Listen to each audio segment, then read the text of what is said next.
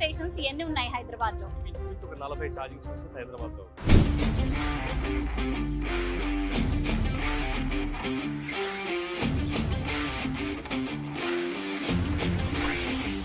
కూడా hitech city, Umdanagar, Aramghar, తర్వాత Miyapur, Begumpet, so ఇలా రకరకాల ప్లేసెస్ లో. అండ్ అమెజాన్ యొక్క వేర్ హౌసెస్ లోనే ఇంచుమించు 100+ ఛార్జింగ్ స్టేషన్స్ ఉన్నాయి.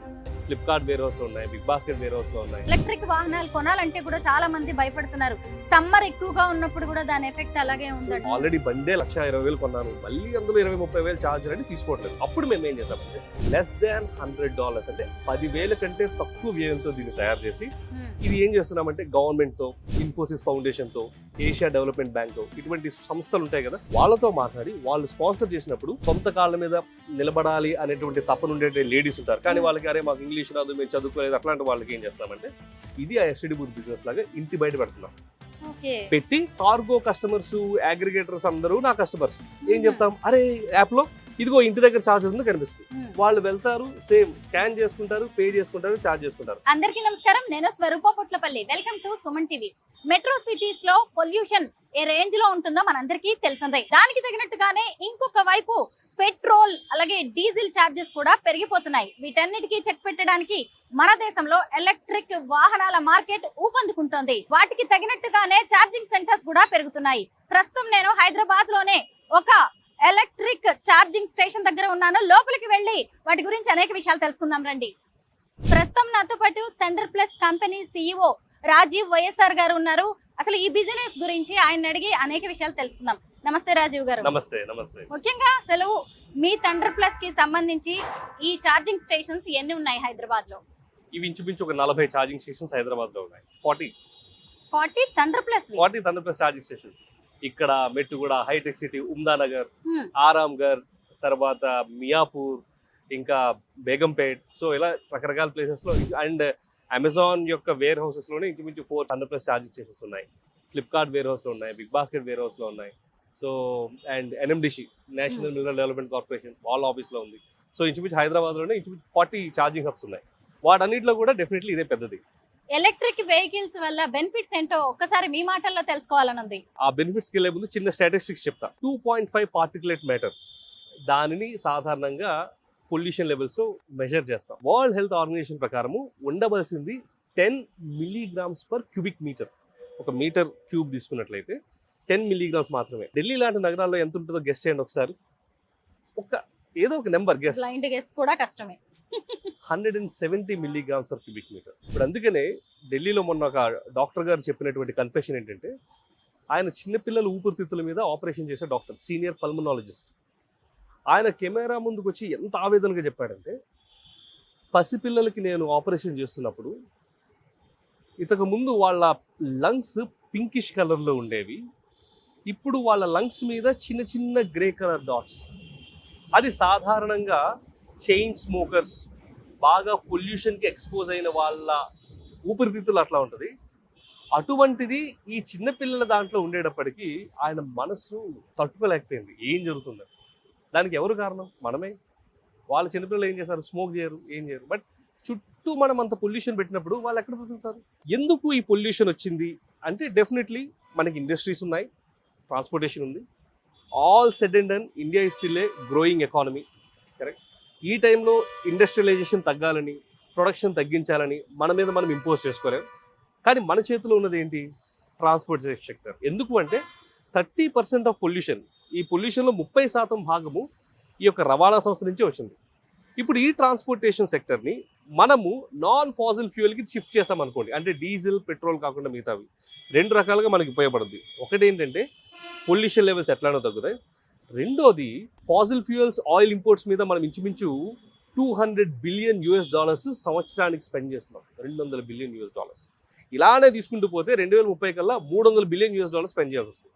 ఏమవుద్దంటే వాటి మీద మన డిపెండెన్సీ తగ్గుద్ది. వాటి మీద మన డిపెండెన్సీ తగ్గడంతో ఏమవుద్దంటే స్వయం సమృద్ధి అవుతాం మనం, first of all. 2, energy dependency on oils ఉండదు. మూడోది, ఎలక్ట్రిక్ వెహికల్స్ ఎప్పుడైతే మనం డొమెస్టిక్లో డిమాండ్ పెరుగుతుందో, మన మార్కెట్స్ ఇతరుల ఎక్స్పోర్ట్స్ మార్కెట్స్ మీద వాటి మీద ఆధారపడకుండా మన మీదనే మనం ఆధారపడి ఇక్కడే టెక్నాలజీ డెవలప్ అయ్యి అంతా కూడా మనకి ఇకోసిస్టమ్ డెవలప్ అవుతుంది. సో బిగ్గర్ పిక్చర్ ఏంటంటే పొల్యూషన్ లెవెల్స్ తగ్గుతాయి, గవర్నమెంట్ కి ఎక్స్చెకర్ కి కరెంట్ అకౌంట్ డెఫిషియెంట్ తగ్గుద్ది, మోర్ క్యాష్ ఇన్ దేర్ ఉంటుంది, బయటకు మన డబ్బులు వెళ్ళవు, మన డబ్బులు మనతోనే ఉంటాయి. ఇది పక్కన పెడితే ఒక సాధారణమైనటువంటి వ్యక్తికి ఎలక్ట్రిక్ వెహికల్స్ వల్ల ప్రయోజనం ఏంటనే దానికి వద్దాం. మనం డీజిల్ కార్ తీసుకున్నాం అనుకోండి, లీటర్ కి ఒక 20 కిలోమీటర్లు బెస్ట్ గా వచ్చింది అనుకుందాం. లీటర్ డీజిల్ 100 రూపాయలు, అంటే కిలోమీటర్ కి 5 రూపాయలు పడుతున్నాడు. అదే మనము ఒక ఎలక్ట్రిక్ వెహికల్ కార్ తీసుకుందాం, దీని సైజ్ ఎట్లా ఉంటుందంటే 30 kWh బ్యాటరీ ఉంటుంది. అండ్ ఆ 30 kWh బ్యాటరీకి అది ఇచ్చే మైలేజ్ ఇంచుమించు ఒక 150 కిలోమీటర్లు అనుకుందాం. ఇప్పుడు ఆ కిలోవాట్ అవర్ 30 kWh అన్నాం కదా, ఇంటి దగ్గర ఛార్జింగ్ పెట్టుకుంటే 4 రూపాయలు యూనిట్, 120 రూపాయలు. మాలాంటి దగ్గర ఛార్జింగ్ పెట్టుకుంటే ఓ 15 రూపాయలు యూనిట్. సో 450 రూపాయల్లో మీరు ఇంచుమించు 200 కిలోమీటర్లు, అంటే ఆటోమేటిక్గా కిలోమీటర్కి రూపాయి, అక్కడ కిలోమీటర్కి 5 రూపాయలు. అర్థమవుతుంది కదా. కాబట్టి 20%లోనే మనకి ఖర్చు అవుతుంది. అంటే బట్ ఛార్జింగ్ కి ఎంత టైం పడుతుంది? ఎందుకంటే టైం ఈజ్ ప్రీషియస్. ఎందుకంటే ఈ రోజుల్లో ఎవరి దగ్గర టైం లేదు కూడా, గంటలు గంటలు టైం వేస్ట్ చేసుకోవడమే అనుకుంటారు కూడా. నైట్ మనం నిద్రపోతాం, తిరగం కదా. సో నైట్ మనం నిద్రపోయి రీఛార్జ్ అయ్యే టైంలో ఇంట్లో కారుకు ఒక 7.4 kW చూపిస్తారు, అది మన దగ్గర కూడా ఉంది. అది పెట్టుకుంటే ఆ 7 అవర్స్లో ఛార్జ్ అయిపోతుంది, సంబంధం లేదు. లేదు నేను ఎక్కడైనా బయటికి వెళ్ళాలి, సపోజ్ హైదరాబాద్ నుంచి విజయవాడ వెళ్ళాలి ఎలా అనుకుంటే మనకి సూర్యాపేటలోనే ఇంకో పెద్ద ఛార్జర్ ఉంది, అది పెట్టామంటే 20 minutesలో ఫుల్ ఛార్జ్ అయిపోతుంది. కాబట్టి ప్రయాణికులకు ఫాస్ట్ ఛార్జ్ కావాలంటే ఫాస్ట్ ఛార్జ్ ఉంది, లేదు రిలాక్స్డ్గా ఇంటి దగ్గర పెట్టుకుంటాను అంటే ఇంటి దగ్గర కూడా ఉంది. సో 2 రకాల సౌలభ్యాలు కూడా. ఒకప్పుడు అమ్మో ఎలక్ట్రిక్ వెహికల్ ముఖ్యమా, ముందు రావాలా, ఛార్జింగ్ ముందు రావాలా, కోడి ముందా గుడ్డు ముందా అనేది ఉంది. కానీ ఇప్పుడు 2 డెవలప్ అయినాయి. పైగా స్టేషన్స్ కూడా ఎక్కడంటే అక్కడ ఉండవు, ఇది కూడా ఒక ప్రాబ్లం గా ఉండేది ఇంతకు ముందు. ఎక్కడుండేవి అంటే బీపీసీఎల్ పెట్రోల్ బంకుల్లో, హెచ్పిసిఎల్ పెట్రోల్ బంకుల్లో ఉన్నాకనే ఉన్నాయి అన్నట్టే కానీ పనిచేసేవి కాదు. ఎందుకు అంటే ఓకే అది వాళ్ళ మ్యాండేట్స్ ప్రకారం పెట్టుకున్నారు కానీ సెపరేట్ బిజినెస్ ఫోకస్ లేదు.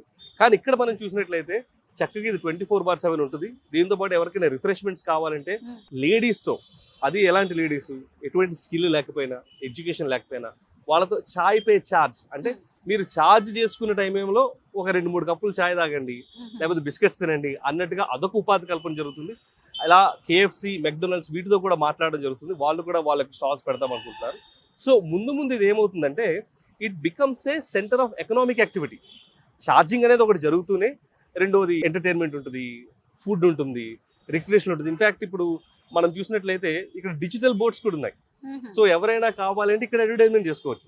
సో మీరు చెప్పినట్టుగా ఒకప్పుడు ఛార్జింగ్ అంటే ఓన్లీ ఛార్జర్ ఒకటి పెట్టేది అన్నట్టుంది, కానీ ఇప్పుడు ఛార్జింగ్ స్టేషన్ అంటే అనేక రకమైనటువంటి ఎకనామిక్ యాక్టివిటీస్ జరిగేటటువంటి ఒక ప్లేస్. ఇక్కడ ఏ వెహికల్స్ ఛార్జ్ చేయొచ్చు. ఇక్కడ 2 wheelers, 3 wheelers, 4 wheelers, buses, 4 vehicles కూడా ఛార్జ్ చేయొచ్చు. ఫర్ ఎగ్జాంపుల్ అటు చూసినట్లయితే మనం చూస్తూ ఉండగా అక్కడ ఏథర్ వెహికల్స్ ఛార్జ్ అవుతున్నాయి.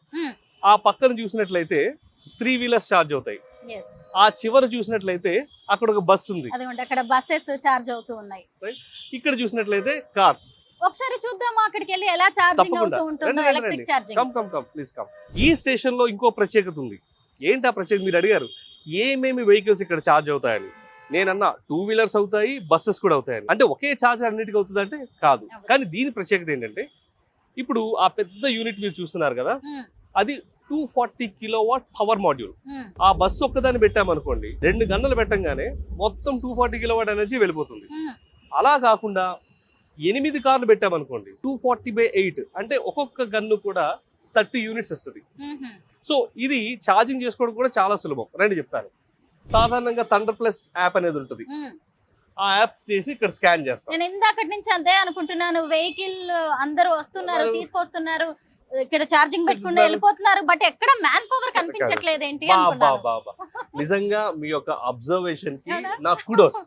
ఎందుకంటే సాధారణంగా ఇది ఎవరు అబ్జర్వ్ చేయాలి. కరెక్ట్. ఈ బిజినెస్ లో ఉన్న బ్యూటీ ఏంటంటే మ్యాన్ పవర్ అనేది ఉండక్కర్లేదు. ఎగ్జాంపుల్ చెప్తాను మీకు. మనకి చిన్నప్పుడు ఎస్టీడీ బూత్ బిజినెస్ ఉండేవి, ఇప్పుడు కూడా కొన్ని ఉండి ఉంటాయి. ఎంతమంది ఎస్టీడీ బూత్ దగ్గర మ్యాన్ పవర్ పెట్టేవారు? వస్తారు, కాయిన్ వేసుకుంటారు, మాట్లాడుకుంటారు, వెళ్ళిపోతారు. ఇది కూడా సేమ్.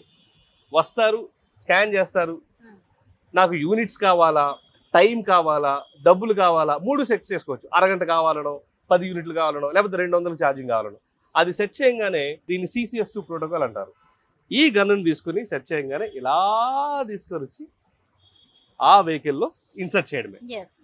ఆల్రెడీ ఇన్సర్ట్ చేసి ఇన్సర్ట్ చేయగానే మనం నిర్దేశించిన దాని ప్రకారం మొత్తం యూనిట్స్ వెళ్ళిపోగానే ఆటోమేటిక్గా అదే కట్ ఆఫ్ అయిపోద్ది. కట్ ఆఫ్ అయిపోయి మెసేజ్ వచ్చేస్తుంది, boss your energy is dispensed అని. సో దీనివల్ల బ్యూటీ ఏంటంటే నేను ఒక సెక్యూరిటీని పెడతాను, కాస్త హౌస్ కీపింగ్ పెడతాను, అండ్ ఎవరికైనా వస్తే ఈ చాయ్ పే ఛార్జ్ అని పెడతాను. కానీ ఇది ఆపరేట్ చేయడానికి ఏదో మనుషులే అక్కర్లేదు. అవును, ఎక్కడ మ్యాన్ పవర్ లేదు, ఎవరు లేరు, హాయిగా ఉంది, ఎవరికి వాళ్ళు వస్తున్నారు, ఛార్జింగ్ పెట్టుకుంటున్నారు. అయితే ఆ యాప్ ద్వారానే ఎక్కడెక్కడ ఈ ఛార్జింగ్ స్టేషన్స్ ఉన్నాయి అనేది తెలుసుకోవచ్చా? తెలిసిపోతుంది. ఒకప్పుడు రోమింగ్ అనేది ఉండేది, ఐడియా ఉందా? అంటే ఈ స్టేట్ లో మీరు ఎయిర్టెల్ అయి ఉండొచ్చు, మీరు వేరే స్టేట్కి వెళ్తే అక్కడ వోడాఫోన్ కనెక్ట్ అయి ఉండొచ్చు. స్టార్టింగ్ లో డబ్బులు అవి తీసుకునేవారు, ఇప్పుడు అంతా రోమింగ్ ఒకటి అయిపోయింది. ఛార్జింగ్ బిజినెస్ లో కూడా అది అయిపోయింది. ఇప్పుడు ఏంటంటే నా చార్జర్స్ ఎంజీ వెహికల్స్ ఉన్నాయి కదా, ఎంజీ యాప్ లో చూడొచ్చు, హ్యుండై యాప్ లో చూడొచ్చు, మారుతి యాప్ లో చూడొచ్చు, ఎథర్ యాప్ లో చూడొచ్చు, మహీంద్రా యాప్ లో చూడొచ్చు, నా చార్జర్స్ కనబడతాయి. అలానే వాళ్ళందరి చార్జర్స్ కూడా నా యాప్ లో కనిపిస్తాయి. సో దీనివల్ల ఏంటంటే కస్టమర్స్ కి ఇది వీళ్ళది అది వీళ్ళది అని కాకుండా ఎక్కడికి వెళ్ళినా నా ఛార్జింగ్ స్టేషన్ దగ్గరలో ఉందా అంటే దగ్గరలో ఉంది, ఇదిగో ఎక్కడ ఉందని. రాజీవ్ గారు, ఇప్పుడు ఏ బిజినెస్ లో చూసినా కాంపిటీషనే ఉంది, మరి మీ బిజినెస్ లో ఎలా ఉంది? హైదరాబాద్ లో చూసుకున్నట్లయితే ఎలక్ట్రిక్ కార్స్ యొక్క వినియోగము చాలా గణనీయంగా పెరిగింది. మరి ముఖ్యంగా గూగుల్, మైక్రోసాఫ్ట్ లాంటి సంస్థలు వాళ్ళ యొక్క ఎంప్లాయీ మూవ్మెంట్ అంతా కూడా కార్స్ లోనే చేస్తున్నారు. ఫర్ ఎగ్జాంపుల్ అది చూసారంటే అది శ్రీనిజ, అది చూసారంటే OHM. ఇవన్నీ కూడా కంపెనీస్ వాళ్ళ ఎంప్లాయీ మూవ్మెంట్స్ కోసము తీసుకున్న నిర్ణయాలు.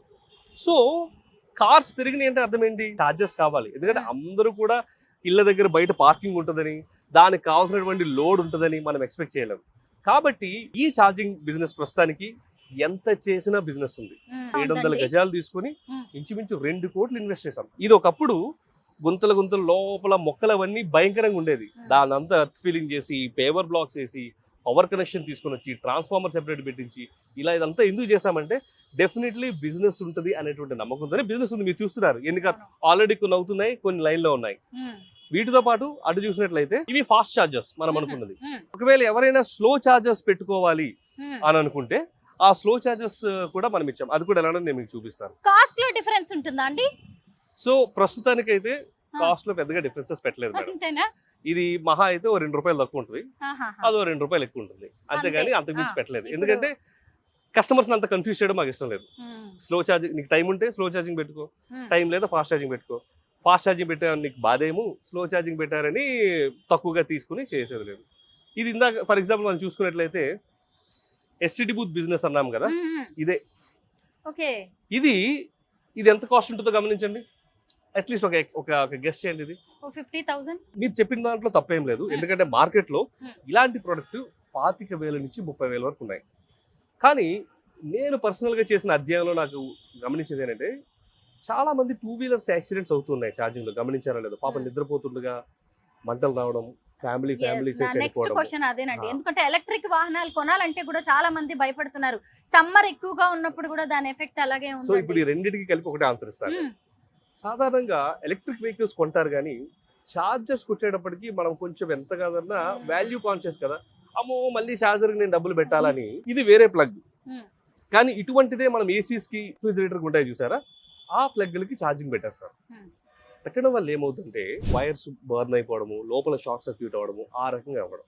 ఆల్రెడీ బండే 1,20,000 కొన్నాను, మళ్ళీ అందులో 20-30,000 ఛార్జర్ అని తీసుకోవట్లేదు. అప్పుడు మేము ఏం చేసామంటే దీన్ని లెస్ దాన్ $100 అంటే 10,000 కంటే తక్కువ వ్యయంతో దీన్ని తయారు చేసి, ఇది ఏం చేస్తున్నామంటే గవర్నమెంట్ తో, ఇన్ఫోసిస్ ఫౌండేషన్ తో, ఏషియా డెవలప్మెంట్ బ్యాంక్ తో, ఇటువంటి సంస్థలు ఉంటాయి కదా, పోవర్టీ నుంచి లేడీస్ ని బయటికి తీయాలని, ఇట్లాంటి వాళ్ళతో మాట్లాడి వాళ్ళు స్పాన్సర్ చేసినప్పుడు ఇవి మేము వార్లో చనిపోయినటువంటి జవాన్ల యొక్క వైఫ్స్ కానీ, లేదా సొంత కాళ్ళ మీద నిలబడాలి అనేటువంటి తప్పనుండే లేడీస్ ఉంటారు, కానీ వాళ్ళకి అరే మాకు ఇంగ్లీష్ రాదు, మేము చదువుకోలేదు, అట్లాంటి వాళ్ళకి ఏం చేస్తామంటే ఇది ఆ ఎస్టీడీ బూత్ బిజినెస్ లాగా ఇంటి బయట పెడుతున్నాం. పెట్టి కార్గో కస్టమర్స్, అగ్రిగేటర్స్ అందరూ నా కస్టమర్స్. ఏం చెప్తాం, అరే యాప్ లో ఇదిగో ఇంటి దగ్గర ఛార్జ్ ఉంది కనిపిస్తుంది. వాళ్ళు వెళ్తారు, సేమ్ స్కాన్ చేసుకుంటారు, పే చేసుకుంటారు, ఛార్జ్ చేసుకుంటారు. ఆమె దోశలు వేసుకోవచ్చు పక్కన, లేకపోతే కిల్లీలు కట్టుకోవచ్చు, లేకపోతే టైలరింగ్ షాప్ చేసుకోవచ్చు, ఆమె పని ఆమె చేసుకుంటుంది, దీనికి అక్కర్లేదు. చేసుకుంటుండగా నెలకి కనీసము 8 నుంచి 15,000 రూపాయలు దీని ద్వారా సంపాదిస్తారు. బాగుందండి. Social responsibility correct. అసలు ఈ ఈవీ వెహికల్స్ అనేవే, మామూలుగా ఎలక్ట్రిక్ వెహికల్స్ అనేవే పర్యావరణం కోసం వచ్చినవి, దానికి మళ్ళీ ఛార్జింగ్ స్టేషన్స్, ఇలా చూసినప్పుడు కూడా సోషల్ రెస్పాన్సిబిలిటీ చాలా కనిపిస్తుంటుంది. చూడండి, ఇప్పుడు ఎలక్ట్రిక్ 3 వీలర్ ఆటో వస్తుంది. yes, 3 wheeler auto electric. వాడు వచ్చాడు, వాడు ఎలా వస్తాడు, పెట్టేసుకుంటాడు ఛార్జింగ్. ఛార్జెస్ పెట్టేసుకుని వెళ్ళిపోతాడు అంతే. ఈ రోజు ఆటో వాళ్ళకి కూడా రోజంతా కష్టపడ్డా గానీ పెట్రోల్ డీజిల్ కి డబ్బులు ఖర్చు అయిపోతూ అంతే కదా. ఉంటాయండి. అలాంటి వాళ్ళకి కూడా ఇది బాగా యూజ్ చాలా అవుతుంది. యూస్ఫుల్, చాలా చాలా యూస్ఫుల్. ఉమ్. ఎందుకంటే చెప్పినట్టుగా డీజిల్ కి మీకు కిలోమీటర్ నడపడానికి 5 రూపాయలు పడితే కార్లకైతే రూపాయి పడుతుంది, ఉమ్. ఆటోలకైతే ₹1 నుంచి రూపాయి. అదంతా మరి సేవే కదండి. కరెక్ట్. ఇప్పుడు 3000 కిలోమీటర్లు నెలకి నడిపాడు అంటే ఉమ్. ₹5 చొప్పున 15,000 ఆయనకి ఖర్చు అవుతుంది. అవును. అదే ₹10 చొప్పున 1500 కదా. కరెక్టే. 1500 ఎక్కడ, 15,000 ఎక్కడ. అవును. అంటే మిగతా 13,500 ఆయన దాంట్లో చూడండి. ఆయన ఎంత చక్కగా ఛార్జింగ్ అక్కడ పెట్టాడు, కనెక్టర్ అక్కడ పెట్టాడు, ఒక ఆటో దానికి డ్రైవర్ పెట్టాడు, వచ్చేసారు చూడండి, పెట్టేసుకున్నాడు. ఇప్పుడు చక్కగా ఎంజాయ్ చేస్తాడు. అవును. డబ్బులు చక్కగా మీ అకౌంట్ లో పడిపోతాయి. పడిపోతాయి. ఇప్పుడు ఇది మా దగ్గర కాకుండా మీ దగ్గర ఎవరి దగ్గర పెట్టారనుకోండి, మీ అకౌంట్ లో పడిపోతాయి అంతే. అవును, మా అకౌంట్ లో పడిపోతాయి. కరెక్టే. నార్మల్ గా మనం ఇవే బ్యాటరీస్ తో ఇంట్లో చార్జ్ చేసుకోవచ్చు, కాకపోతే కరెంటు బిల్ రేంజ్ లో పెరిగిపోతుంది. ఇక్కడికి వస్తే అది కొంచెం తగ్గే ఛాన్స్ ఉంది. Definitely, అయితే మీరు ఖచ్చితంగా ఒక ట్రాన్స్ఫార్మర్ అనేది అయితే పెట్టుకుంటారు, ఇంత పెద్ద నెట్వర్క్ ఇక్కడ ఉంది కాబట్టి. కావాలి, పెట్టుకోవాలి. చాలా మంది వచ్చి అడుగుతూ ఉంటారు, సార్ నేను ఛార్జింగ్ స్టేషన్ పెట్టాను సార్, బాగుంది సార్, కాన్సెప్ట్ అది చాలా బాగుంది, మ్యాన్ పవర్ లేదు, ఉండక్కర్లేదు, నాకు ప్లేస్ ఉంది, ఛార్జింగ్ స్టేషన్ పెట్టేయాలి, ఎలా సార్ అని అంటారు. అలాంటి ఎంతూసియాస్టిక్స్ కి మేము సపోర్ట్ చేస్తున్నాం. ఎలా చేస్తున్నామంటే, నువ్వేం వరీ అవ్వట్లేదు, ఎలక్ట్రికల్ కనెక్షన్స్ నేను చూసుకుంటా, పర్మిషన్స్ నేను చూసుకుంటా, చార్జర్ ఇన్స్టలేషన్ నేనే చూసుకుంటా, దాని అప్ కీప్ అండ్ రన్నింగ్ నేను చూసుకుంటా. మరి మీరేం చూసుకోవాలంటే ఎంత డబ్బులు వస్తున్నాయా నా దాంట్లో మాత్రమే చూసుకోవాలి. అన్ని పనులు మేమే చూసుకుంటాం. ఫ్రాంచైజీ ఇచ్చేస్తాం. మీరు. ఇప్పుడు హోటల్ ఫ్రాంచైజీ అనుకోండి, కుక్కు మీరే పెట్టుకోవాలి, వంట సామాన్లు మీరే తెచ్చుకోవాలి, దాన్ని అంతా మీరే చేసుకోవాలి. ఫ్రాంచైజీ కూడా ఓన్లీ బ్రాండ్ ఇస్తాడు. ఇందులో ఏంటంటే మొత్తం ఆపరేషన్స్ కూడా నేనే చేస్తాం. కేవలం మీకు ల్యాండ్ ఉంటే చాలు, ఆ ల్యాండ్ మీద మీకు పర్మిషన్ ఉంటే చాలు, లేదా మీరు రెంటల్ ల్యాండ్ తీసుకుని వచ్చినా పర్వాలేదు, మొత్తం మేమే చేస్తాం. ప్రాఫిట్స్ లో మీతో మాకు కొంచెం షేరింగ్ ఉంటుంది. ఎందుకంటే ఇవి చిన్న విషయం ఏం కాదు, పర్మిషన్స్ సెంట్రల్ గవర్నమెంట్ దాకా వెళ్ళడం ఇవన్నీ చాలా ఎక్కువగా ఉంటాయి. రాజీవ్ గారు, మామూలుగా ఒక పెట్రోల్ స్టేషన్ గానీ డీజిల్ పెట్రోల్ బంక్ లాంటిది పెట్టాలి అంటే చాలా పర్మిషన్స్ నానాతంగా ఉంటుంది. మరి ఎలక్ట్రిక్ ఛార్జింగ్ స్టేషన్స్ కి ఎలా ఉంటుంది? ఇది చెప్పేస్తే సీక్రెట్ కదా. అయినా చెప్తాను, పర్వాలేదు. సుమన్ టీవీ వచ్చారు, మీరు మంచి ప్రోగ్రామ్స్ అందరికి రీచ్ చేస్తారు కాబట్టి ఇది స్ట్రేట్ సీక్రెట్ అయినా చెప్తున్నా. సాధారణంగా ప్రతి ఒక్క స్టేట్ కి ఒక నోడల్ బాడీ అనేది ఉంటుంది. ఫర్ ఎగ్జాంపుల్ ఏపీకి నెట్ క్యాప్, అలానే తెలంగాణలో టీజీ రెడ్కో. ఫస్ట్ మనం చేయాల్సింది ఏంటంటే ఈ టీజీ రెడ్కోకి వెళ్ళి అప్లికేషన్ పెట్టాలి. ఇలా నేను ఛార్జింగ్ స్టేషన్ పెడుతున్నాను, ఇదిగో నా ప్లేసు, ఇదిగో నాకు ఇంత లోడ్ ఉంది అని అప్లికేషన్ పెట్టాక వాళ్ళు చూస్తారు. చూసి పెట్టారు, ఛార్జెస్ సర్టిఫికేషన్ ఉందా చూస్తారు, పవర్ ఉందా లేదా చూస్తారు. ఇవన్నీ చెక్ చేసి ఎన్ఓసి ఇస్తారు, నో అబ్జెక్షన్ సర్టిఫికేట్. ఈ ఎన్ఓసిని తీసుకుని మనము డిస్కామ్ దగ్గరికి వెళ్ళాలి. డిస్కామ్ దగ్గరికి వెళ్ళి, సార్ నేను ఇంత ఛార్జింగ్ స్టేషన్ పెడదాం అనుకుంటున్నాను, నా దగ్గర ట్రాన్స్ఫార్మర్ లేదు, మీరు ట్రాన్స్ఫార్మర్ నాకు ఇస్తే. సో డిస్కామ్ ట్రాన్స్ఫార్మర్ ఇస్తుంది. ఆ రెండు వచ్చాక ఛార్జింగ్ స్టేషన్స్ని సివిల్ వర్క్ అదంతా చేసి ప్లింత్ అదంతా కట్టించి పెట్టి, దానికంటూ ఛార్జ్ పాయింట్ మేనేజ్మెంట్ సర్వీసెస్ అని ఒక సాఫ్ట్వేర్ ఉంటుంది, దాన్ని కూడా తీసుకొని పెడితే అప్పుడు ఛార్జింగ్ స్టేషన్ రన్ అవుతుంది. సో పర్మిషన్స్ పరంగా పెద్దగా ఏమంటారు చిక్కుముడులు లేవు, కానీ టెక్నాలజీ పరంగా కొంచెం కాంప్లికేటెడ్. అందుకే మేమేం చేస్తామంటే A to Z services. For example petrol bunk పెట్టాలంటే మనకి ఎట్లా కాదనుకున్నా 1 నుంచి 2 కోట్ల వరకు అవుద్ది. ఆ క్యానోపీ, ఆ ల్యాండ్, ఇవన్నీ. మనకి ఇక్కడ ఒకవేళ ప్లేస్ మీద ఉన్నట్లయితే 30 లక్షల నుంచి 40 లక్షల లోపు అయిపోద్ది.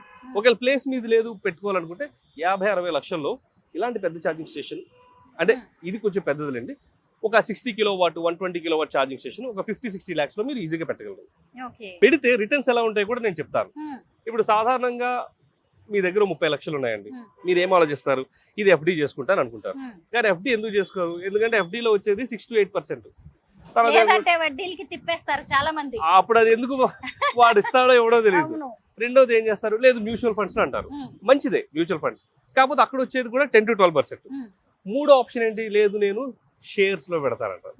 షేర్స్ లో దాని ఏమంటారు, దాని రిస్క్ దానిదే ఉంటుంది. మేమేం చేస్తున్నామంటే మినిమం బిజినెస్ గ్యారంటీ, అంటే వెహికల్స్ వచ్చినా రాకపోయినా, ఛార్జర్ ఎంగేజ్ అయినా అవ్వకపోయినా మినిమం 12% అనేది మేము మీకు ఇస్తాం. ఒకవేళ వెహికల్స్ అవి వచ్చినాయి అనుకోండి ఇంకా మీ ఇష్టమే. కాబట్టి ఈ ఎలక్ట్రిక్ వెహికల్స్ ఛార్జింగ్ స్టేషన్ అనేది సాధారణమైన యువతకు, అలానే స్త్రీలకు, కాస్త పెట్టుబడి కొంత ఉంది నేను చేయగలను అనే ఆసక్తి కలిగిన ఆంటర్ప్రినర్స్ కూడా ఇది ఒక మంచి అవకాశం.